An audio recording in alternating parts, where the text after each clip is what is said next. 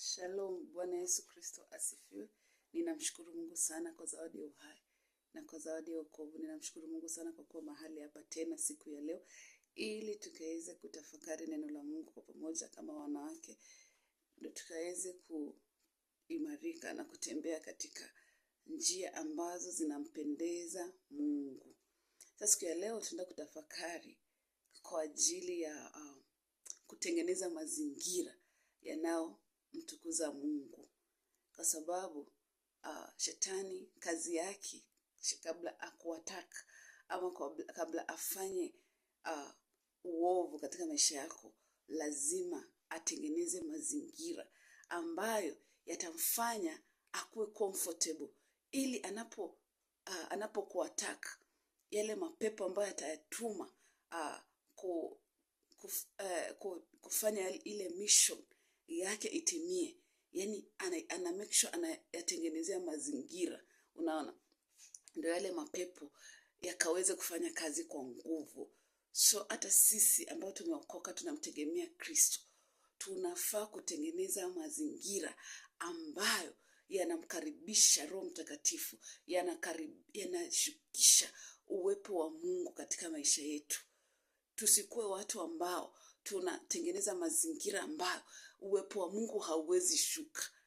Unaona, hata Mungu mwenyewe akiangalia anashindwa, ninashuka wapi? Kwa sababu mazingira yenyewe tumeyachafua. Yani hatujamtengenezea mazingira yale mazuri ambayo yanaweza mazingira ambayo akiachilia nguvu zake, yani uwepo wake unaweza shuka, unaona. So tutaenda kuangalia vitu vitatu ambavyo vinaweza tusaidia kutengeneza mazingira ambayo yanakaribisha nguvu za Mungu na uwepo wa Mungu. So vitu vitatu ni hivi. Kitu cha kwanza, angalia kwa pointi ya kwanza. Pointi ya kwanza ni kuomba kila wakati. Tukue watu wa kuomba. Unaona, kuwa mtu wa kuomba, kwa sababu unapoomba una communicate na Mungu. Yani usikuwe kuwa mtu wa kuomba kila wakati unaomba. Alafu kitu ya pili ni kumshukuru Bwana kwa kila jambo. Wewe mshukuru Mungu kwa mabaya, kwa mazuri, mshukuru. Yani usikose kumshukuru Mungu. Yani unapotengeneza mazingira ya kumshukuru Mungu, yani shetani anakuwa uncomfortable, hawezi pata nafasi, kwa kuwa unamshukuru Mungu. Unapomshukuru Mungu, yani Mungu mwenyewe yani uwepo wake utashuka tu, kwa sababu unamtukuza, unaona. So shetani atashindwa kufanya kazi. Kwa sababu gani? Unamshukuru Mungu. Alafu kitu ya tatu ni tukue na moyo. Kitu ya tatu, moyo wetu uwaze yaliyo mema. Yani mioyo yetu iwaze yaliyo mema. Usianze kuwaza mambo mabaya, unawaza sijui nini, unawaza, yani uwaza yale mambo ambayo tu ni mazuri tu. Unaona, hata kama hiyo time kuna mambo mabaya yamekufanyikia, usiruhusu hayo mambo katika moyo wako. Sababu hiyo ni kitu moja shetani anapenda sana. Anataka tufungue mioyo yetu.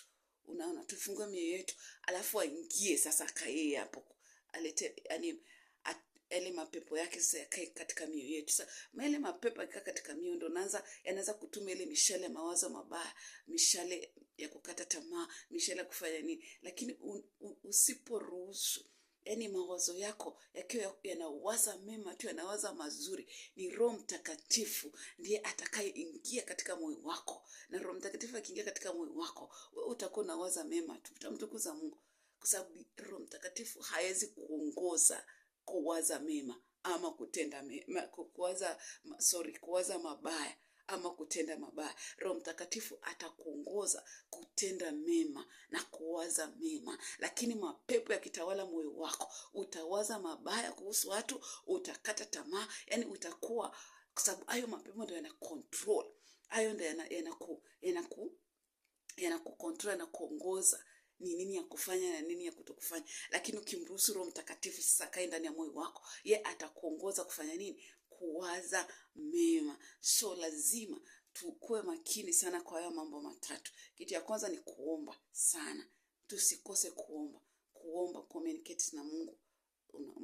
hayo ndio maasi. Yaani kuomba ni kuwasiliana na Mungu na kumshukuru Mungu kwa kila jambo na kumake sure mioyo yetu tunawaza yaliyo mema. Usikubali uovu, mawazo mabaya katika moyo wako. Usikubali. Kwa jina la Yesu Kristo tunakataa. Hatukubali hizo vitu. Hatutakubali tena kutawaliwa na mapepo katika mioyo yetu. Mioyo yetu lazima itawaliwe na Roho Mtakatifu. Roho Mtakatifu akikutawala, yani hauta entertain vitu za uovu. Uta entertain tu yale mambo ambayo ni mazuri. Sasa Roho Mtakatifu ndiye anakuongoza. Atakuwa anakuongoza kwa yale ambayo ni mema. So tutaenda kuangalia vitabu ambazo pia zitatusaidia ili tukaweze kufanya yale ambayo, yani tukaweze kutengeneza mazingira yanayo mtukuza Mungu. So kitabu cha kwanza ambacho tutaangalia ni Wathesalonike wa kwanza 17. Acha nikisome. 17 inasema, ombeni bila kukoma. Kama point yetu ya kwanza nimesema kuomba, tukuwe watu wa kuomba. Neno la Mungu linasema tuombe bila kukoma. Unajua Mungu akisema kitu unapotii, kwa sababu shetani kabla kuattack ataenda kuangalia neno la Mungu, aone kweli huyu anafuata neno la Mungu, kwa sababu anajua Mungu hawezi enda kinyume na neno lake. Na wakati wewe unaenda kinyume na neno la Mungu, ujue uko kinyume na Mungu. So hapo tunaambiwa tuombe bila kukoma. Hiyo ni kitu ya kwanza. Kuwa mtu muombaji, uombe bila kukoma. Yani omba, uombe. Unapotembea omba. Yani mtukuze Mungu. Omba. Point ya pili ni kumshukuru Mungu. Tukisoma kwa hicho kitabu tena, mstari wa 18 ambao unasema shukuruni kwa kila jambo, maana hayo ni mapenzi ya Mungu kwenu katika Kristo Yesu. Ni mapenzi ya Mungu. Siku zote unaposhukuru Mungu, hayo ni mapenzi ya Mungu. Na shetani hataki umshukuru Mungu.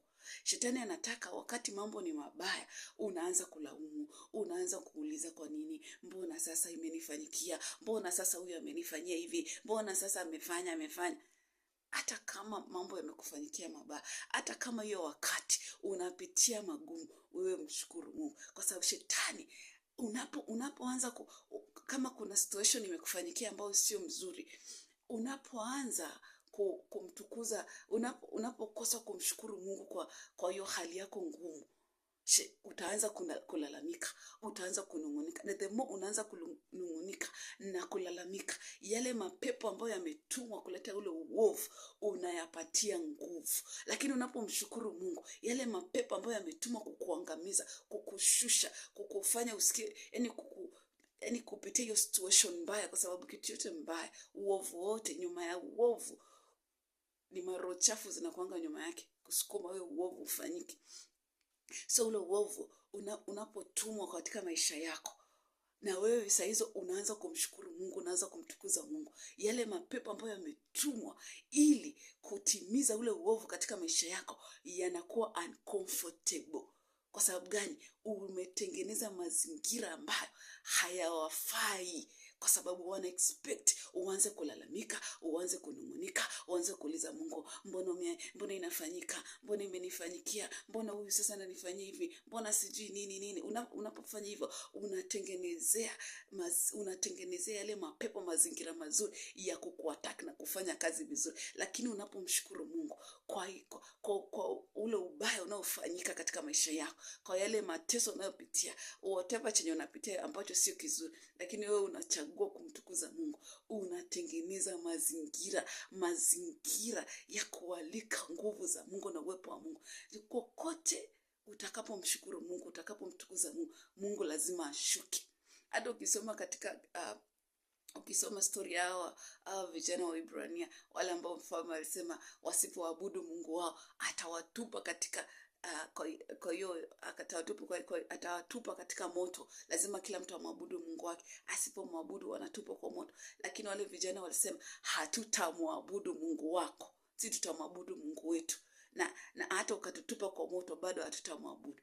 Tunajua Mungu wetu atatuokoa, na hata asipotuokoa bado hatutamwabudu Mungu wako. Na wakati waliposema hivyo, yani walikuwa na ujasiri, walikuwa ready kukufa, lakini hawatamtukuza shetani, hawatamwabudu shetani.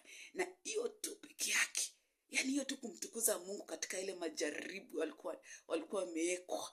Wanaenda kutupwa katika moto, lakini hao wako willing, wako ready kutupwa kwa huo moto, lakini wachomeke. Yani wanasema hata kama Mungu wetu hatatuokoa katika huo moto, bado hatutamwabudu Mungu wako. Mungu kutoka mbinguni anasikia ni wakina nani hao wananitukuza, ni wakina nani. Alishuka.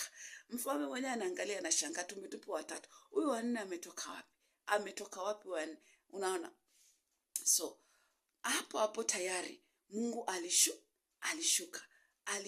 Mungu alishuka kwa sababu alisikia watu wakimtukuza, alisikia watu wanamtukuza. Unapomtukuza Mungu atashuka hata kwa hiyo shida, hata kama unapitia moto, hata kama unapitia majaribu ya hali ya juu, Mungu atashuka katika hayo majaribu, kwa sababu umechagua kumtukuza kwa moto ulio ndani.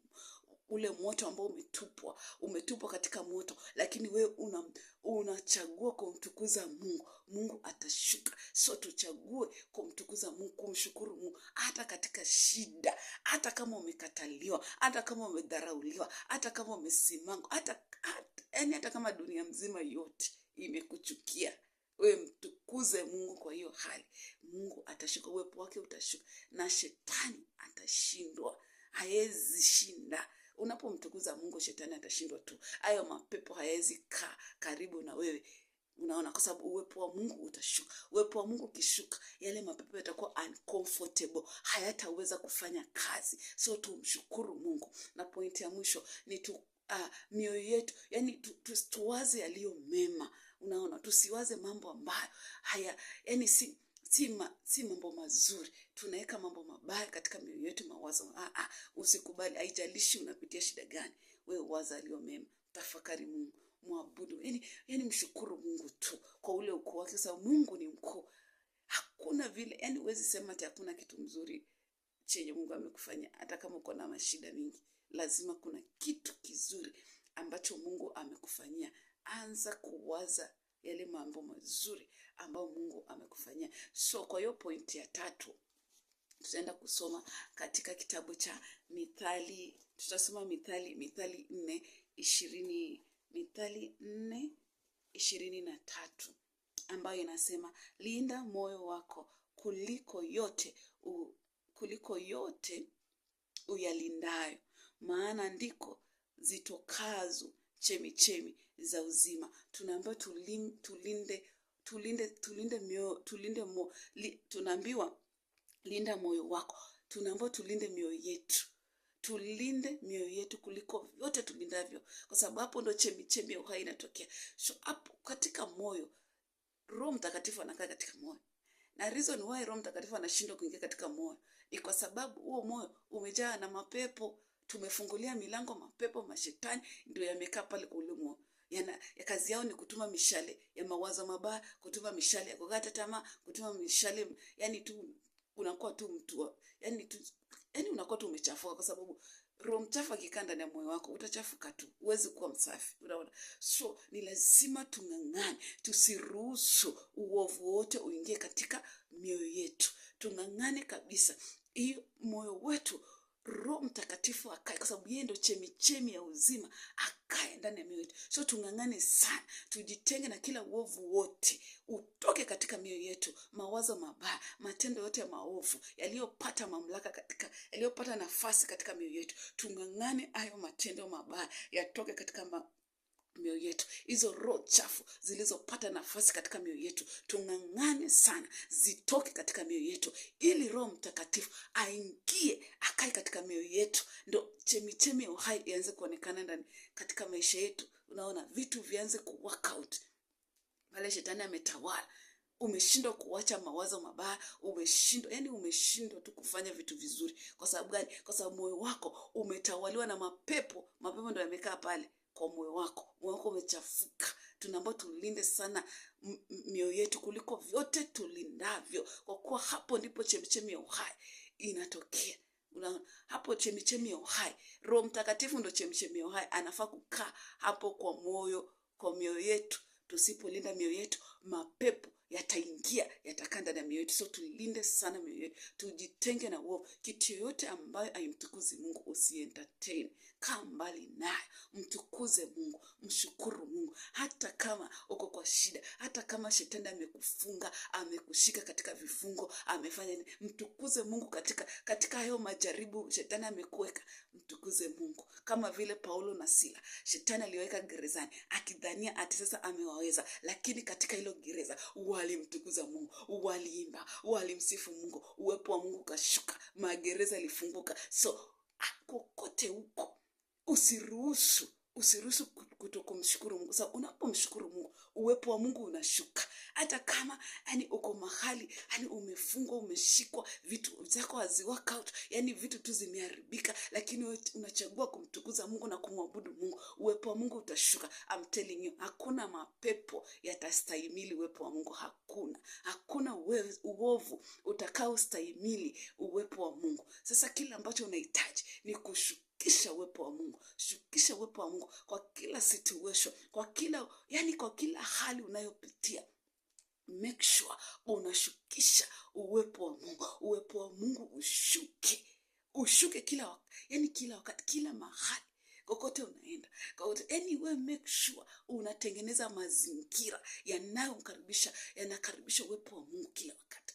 Unaona? So shetani, yale mapepo atakayotuma hayataweza kukuzingira, hayataweza kustahimili uwepo wa Mungu. Lakini ukiwa mtu kunungunika, kukata tamaa, shetani akirusha mshale ukata tamaa, unaenda nao. Akirusha mshale wa kusijufanya nini, unaenda nao. Amirusha magonjwa, unaweza kufocus na hiyo situation ya magonjwa. Unaweza kuwaza, magonjwa haya yataniacha lini, sije nini. Katika hiyo hali ya kuwa mgonjwa, mshukuru Mungu.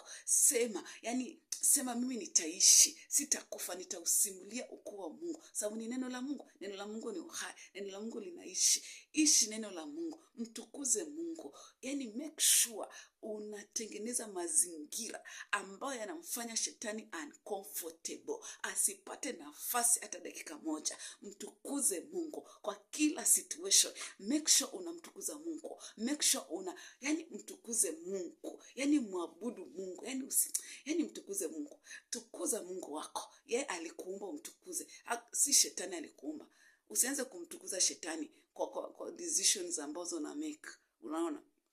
Hata kama alipata nafasi, hata kama kuna mlango ulifungua na akapata nafasi katika maisha yako, na akaingia, akaanza kufanya uovu wake, akapata nafasi ya kufunga, sijia kufunga maisha yako, sijia kufanya nini, katika hilo gereza ambalo amekuweka, mtukuze Mungu, mwabudu Mungu, muinue Mungu. Uwepo wa Mungu utakaposhuka, yale mapepo yaliyotumwa kukufunga katika hilo gereza hayataweza kustahimili, yatakuachilia, nawe utakuwa huru. Amina. Barikiwa sana na Bwana. Amen.